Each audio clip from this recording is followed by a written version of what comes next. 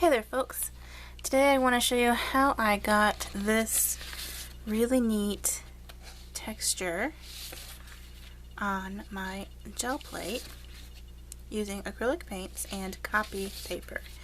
Now I don't know if you are aware of the Nat Geo Citrusolve phenomenon. It's not really a new thing, but there's a bit of a craze about it right now, and you know, I don't really want to do that, but I like the look, so I was kind of trying to get that sort of you know, unexpected colors and water drop type texture, and I think I managed it. And it doesn't seem to matter what colors you choose, they all look great. And I'm just going to pan through these a little bit quicker because this one's got some gold on it. Anyway, I'm just going to pan through these a little bit quicker because I made a lot and I think they're all great. I want to show them off a little bit. So you can, do neutral or really crazy colors. This one I think is my favorite. I'm going to set this one aside and remember this color palette. Okay. So sometimes not all the paint pulls up and you get this really fun rough edge. It just happens that way sometimes. I really like putting metallic in there. I don't know if you can tell that there's metallic in there.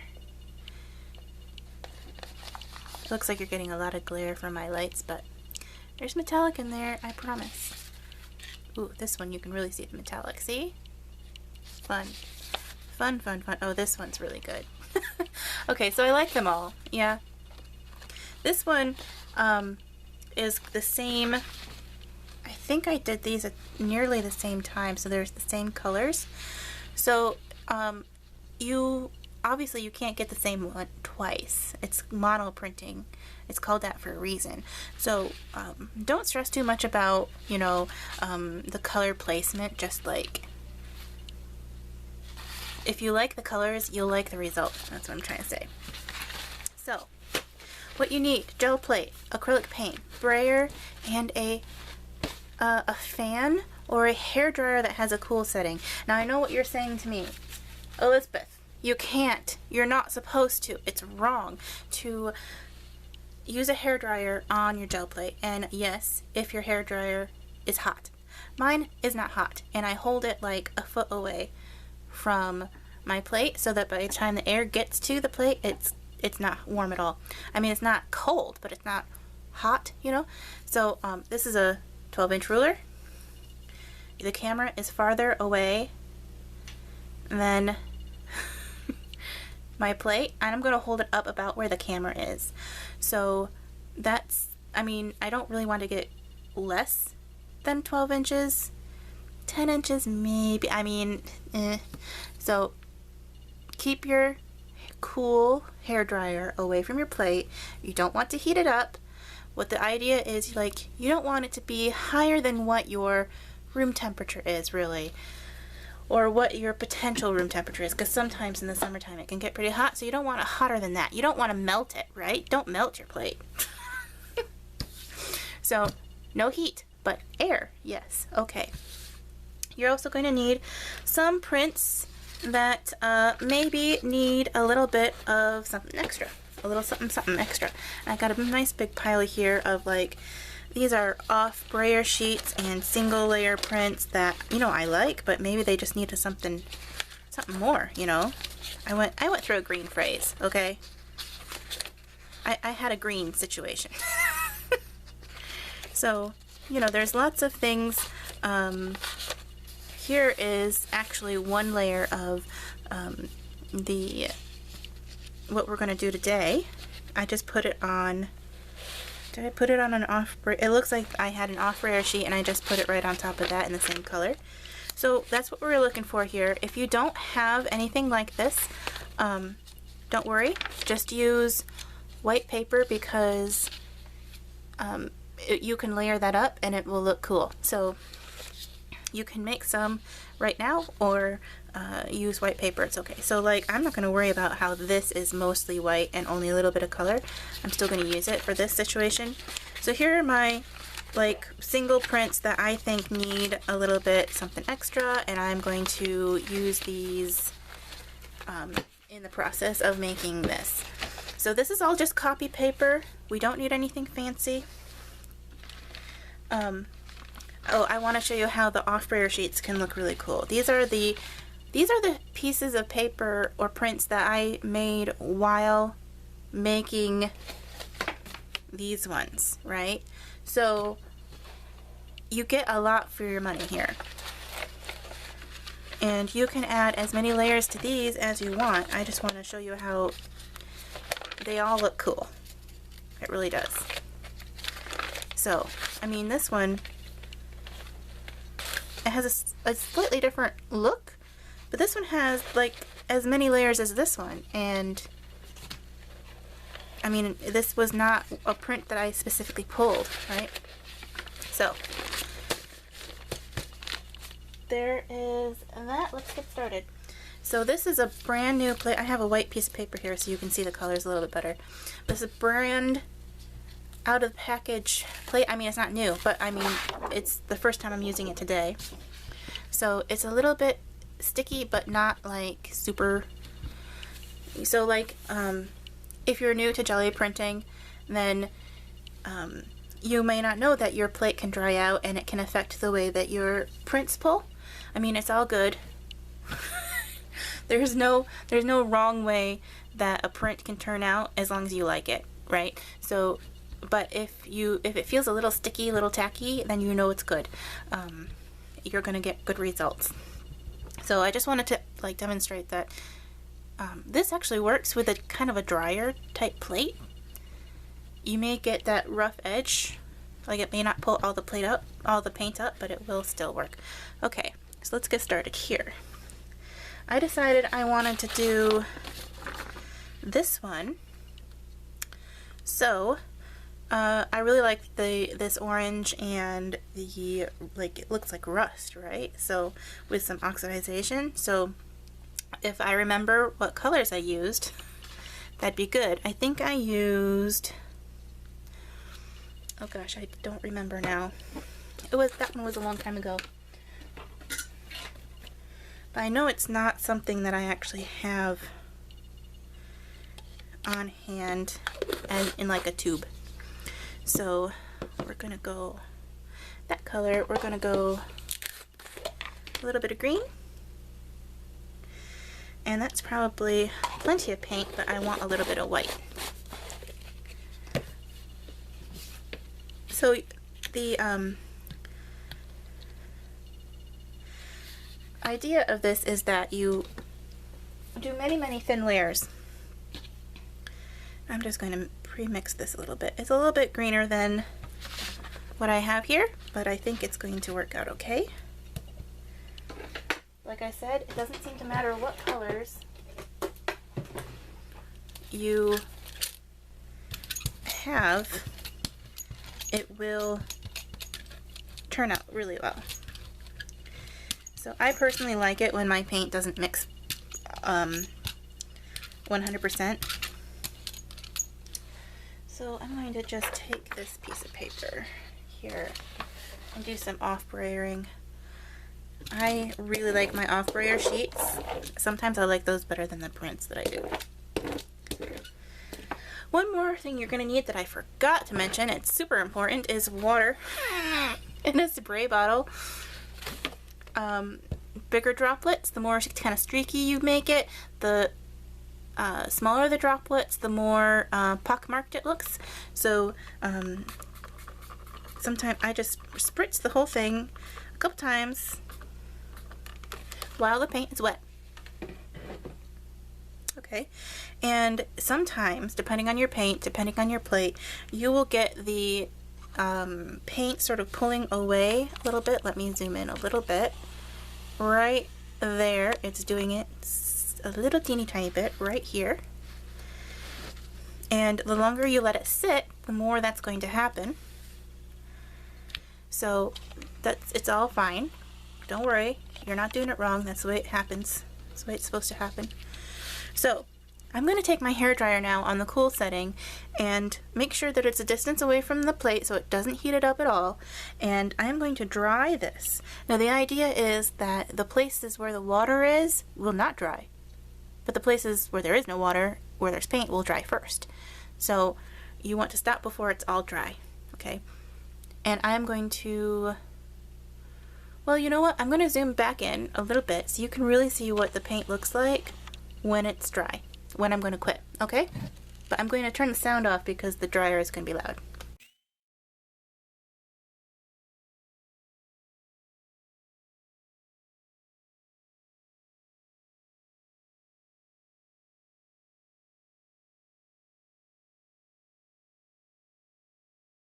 Can you see here where the water droplet is shiny and the paint is kind of dull? If you have high gloss paint, I'm not sure what it would look like, but you'll get the idea of it. Okay. So now we're going to take a piece that needs another layer. I'm just going to choose one here. What would look good with this color, right? So I think maybe this darker green. I'll have like a tone on tone situation. This is a pretty solid print. So I'm just going to, oh, by the way, if you have like a thicker application of paint on here, you're going to be pulling more paint onto this. So you want a thin-ish layer. I'm just going to pull up these water droplets that are still wet. Okay, see, that looks cool, doesn't it? If I decide that I don't like this is kind of an empty spot, I can flip it over and print again, but I like this. There's still some wet paint here, so I'm going to find another print that needs some help. This one would be cool.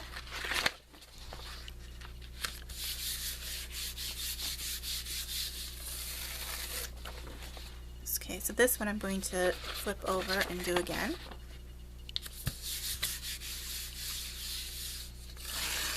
Okay, now that looks good. There's lots of solid paint here and then lots of open space here. It's different every time, I tell you. You never know what it's going to be like. This is dry to the touch, okay? So we're going to put on our second layer. This looks like it might have been, I think it was this color here. I'm not sure. We're just going to go with it. And I'm not sure where I keep that one. Here we are. I put them back in a different order every time. Okay. I don't want a ton of this, so I'm just going to put that on that much. Okay, brayer it out over the whole thing.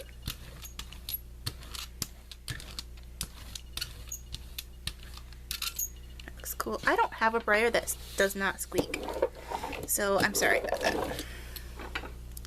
You know what? I changed my mind. Let's put on a little bit more because I don't think it's going to come through where I want it to come through, so I'm going to put on just a little bit more. This is Indian Red Oxide. The other paints that I did were actually mixed paints that I had done myself, so I can't tell you what those are.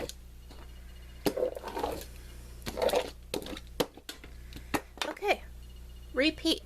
Spray some water.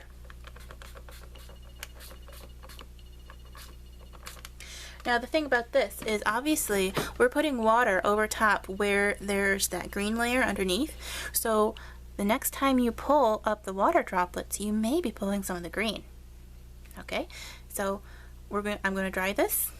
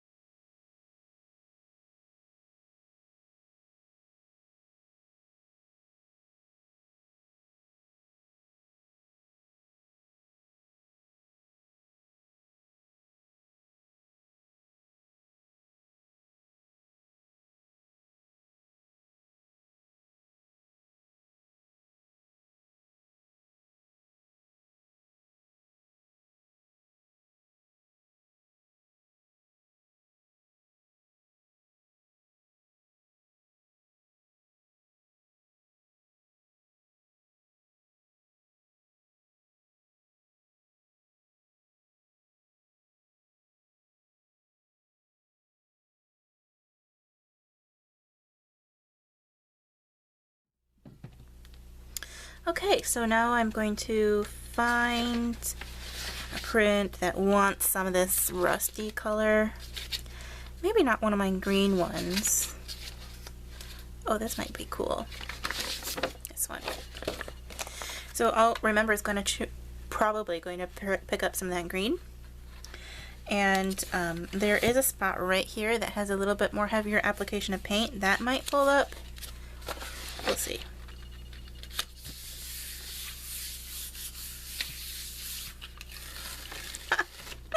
How cool is this? It's cool, right? It's not just me. Okay, you see it did pull up a little bit of green. I think that's fun. A little bit right here. Okay, I think I'm going to do one more. This one looks like it could use some. I know it's green. I said not green, but... Yep, see, I did it on the second pull. I didn't get as much, so I knew that would be okay. Okay, so... now I'm looking at this and I realized that this has 4 layers of paint on it, and I don't usually do 4 layers. So we're going to do, let's do 4 layers. Why not? I usually do 3 layers. We can do 4. It's okay. So I think it was this color. I think there was some,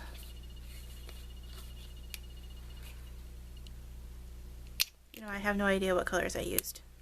None whatsoever. And let's put in some gold. I like to put in gold in my last layer because it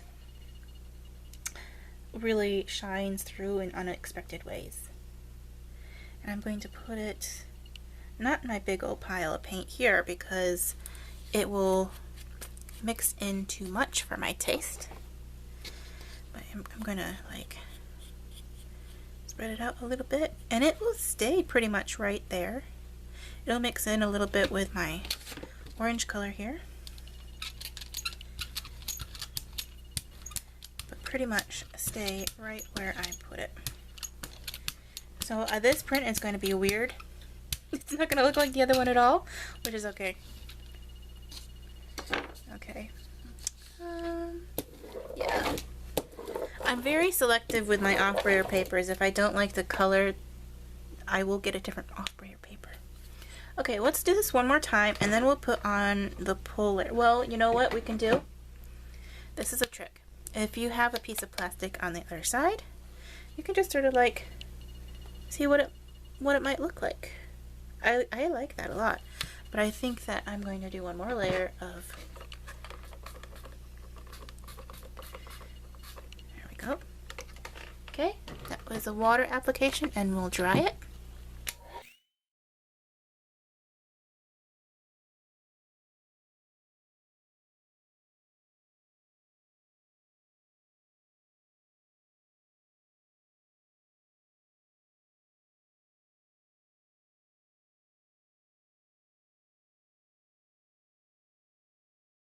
Okay, now I'm going to pull up these water drops with, actually I'm going to use my off-brayer sheet that I've been using. If you have really large water droplets, they're going to come through. And remember, this is just copy paper. Ooh. Isn't that cool? I mean, look at that right there. That's the bee's knees right there. The bee's knees. What is this, 1952? Anyway, this is pretty cool looking. I'm pretty happy with this one. Okay. There's still some wet there. So let's do this one.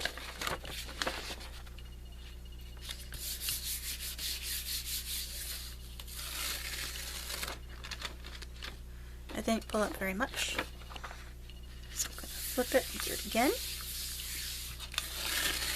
Okay. I just made this one a little bit more interesting. Okay. So this has quite a lot of paint on it, but it is also got some blank areas. So now we need to pick a color that will complement everything we've already put down.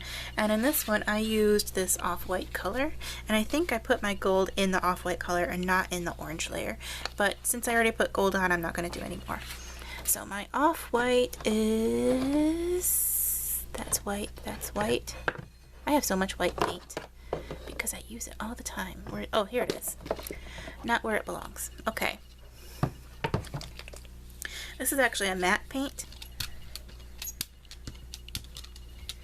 Okay. I'm going to put it over the whole thing. You don't ever want to put on a ton of paint. Okay. I may actually have a little bit too much right now. You don't want to have like peaks and valleys of paint, okay? That's perfect right there. And I'm going to get out a brand new piece of paper. Here we go. Completely blank. And I'm going to put it on here. And I am going to leave it for, not sure where that paint came from. Was it on, it must have been on me. Okay, so I'm going to leave it. Okay, it may wrinkle up. I'm going to show you what to do if it wrinkles up. It may not wrinkle up. I'll just tell you what to do. If it wrinkles, what I do to fix the wrinkle is I hold the hairdryer over the spot that's wrinkling and I run my fingers over the wrinkle while drying it with the hairdryer. And remember, no heat with the hairdryer, plain cool air. So pressing my fingers over where it wrinkles will make sure that the paint will bond with the paper, because right now it is a fight between the moisture of the paint and the integrity of the paper.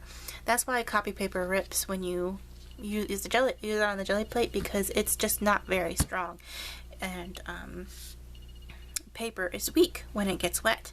So if the paint is too wet and the let me rephrase it. If the paper is too wet, when you pull it up, it will rip. So right now, like, I can feel, it feels like it's cool, but it also feels, I don't know. Have you ever slept outside in a tent and you can just feel like in the dew point of the, like when it gets morning, but it's not quite morning, and that's the dew point where all the water in the air coalesces, and it's just like your blankets and your pillows feel wet, but they're not wet. That's kind of what this feels like. If you have never experienced that, I'm sorry, that was a bad metaphor. But yeah, so I'm just making sure that there's contact over everything. I'm leaving on here for several minutes, and wonder of wonders, this is not wrinkling up. If I were to leave it for a little while longer, it might.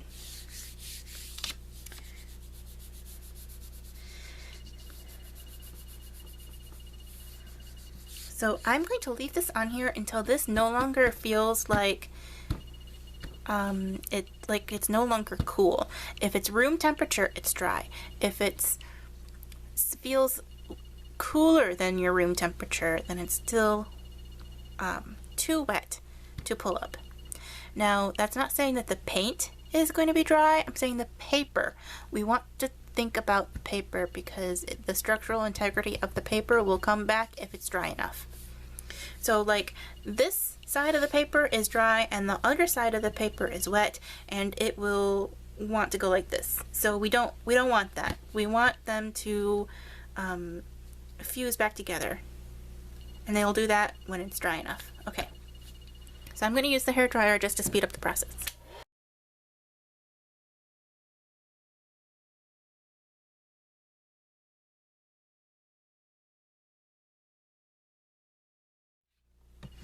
Okay, so it's a little bit cool to touch, but I am in the basement and everything is cold. So I think that it's fine. Let's pull it up, shall we? Let's pull it up.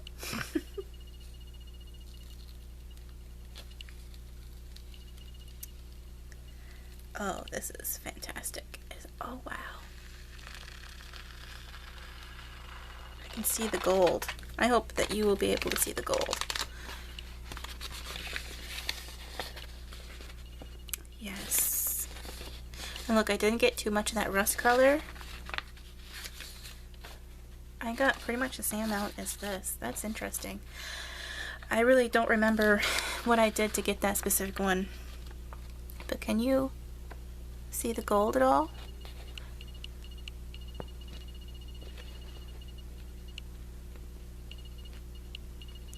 It may not be coming through on the camera, but it does in person, and it's so surprising when you see it because it's not like in every layer, obviously. So, there's some right there. Yeah, so it's just here and there with the gold, and I really like that look. Okay, so that is how you do it. I know it took like over 20 minutes, over 30 minutes it looks like, but that I was explaining it. When you're doing it yourself, it won't take this long.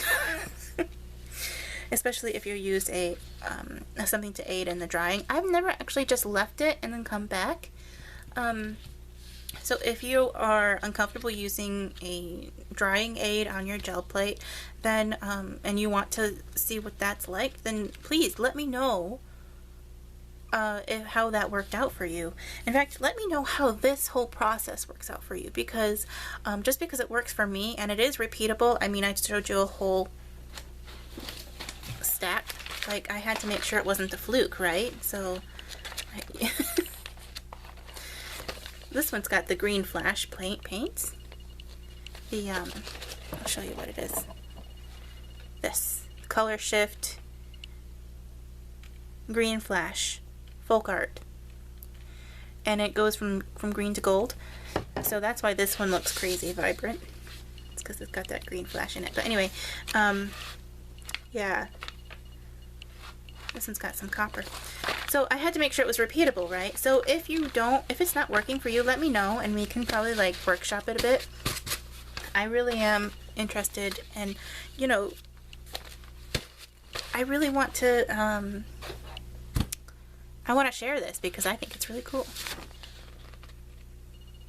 Okay, so I hope that you enjoyed this video, and as always, thanks for watching.